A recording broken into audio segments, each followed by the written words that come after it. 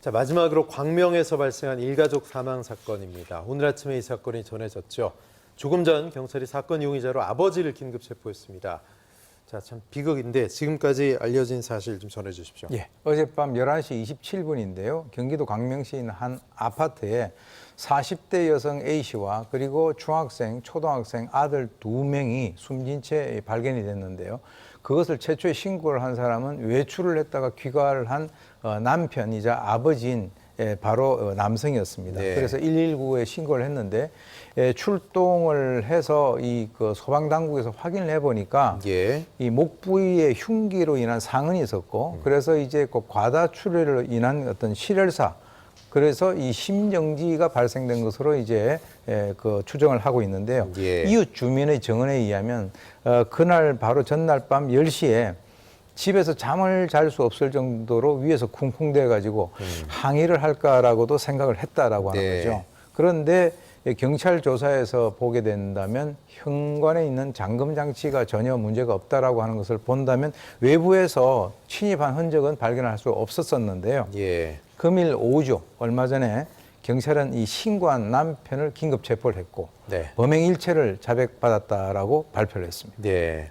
신고한 아버지가 가족을 두 아들을 부인과 함께 살해했다. 참 믿기지가 않는데 뭐 평소에 뭐 이혼 문제 때문에 자주 다투었다고 들었습니다. 계획살인이었을까요? 아니면 우발적인 범행이었을까요? 글쎄요. 지금 최근 들어서 뭐 자녀까지 살해하는 이런 사건들이 발생하는 이 그 상황에 대해서 정말 당혹스러운데요. 네. 그러면서도 사실 그리고 난 이후에 바로 자수도 하지 않고 그러니까요. 예. 또 뭐 자기가 와서 발견했다 이렇게 얘기를 하다가 이제 결국은 이제 드러나게 됐는데 경찰이 수사를 하는 그 과정에서 인근에 있는 CCTV를 전부 다 이렇게 확인을 했고요. 네.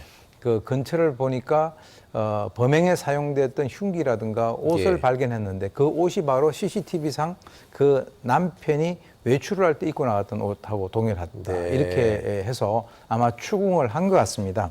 그래서 1년 전에 이 남성이 회사를 그만두고요. 그리고 이제 부부 간에는 이혼 문제로 상당히 많이 다투었다라고 예. 이제 알려졌는데 글쎄요. 이게 쿵쿵대고 한 그런 것들을 봐서는 그것이 이제 우발일 가능성, 물론 이건 뭐 경찰의 어떤 수사를 통해서 정확하게 밝혀져야 될 그런 문제이긴 합니다만 쿵쿵거리는 건 이제 다투는 소리였을 가능성이 다투는 있다. 소리일 가능성이 예. 있다라고 하는데 글쎄요. 우발일 가능성이 있다라고 하더라도 글쎄요. 어떻게 아들까지 네. 아이들까지 그런 식으로 어떤 해코지를 했는지 정말 아버지의 입장에서 본다면 이해를 할 수 없는 그런 부분입니다. 예. 만약에 최종적으로 이 아버지가 가족을 살해한 것이 뭐 확정이 된다면 어느 정도의 형을 받게 되는지 좀 궁금한데요. 글쎄요. 이제 그것은 뭐 이건 분명한 그 살인이고요. 예, 예. 살인 같은 경우는 5년 이상의 그 징역 그리고 무기 또는 사형에 해당이 되는데 또 한 명이 아니고 이제 세 명이고 세 명이잖아요, 그죠? 이제 그런 것들을 이제 양형 과정에서 고려를 해서 네.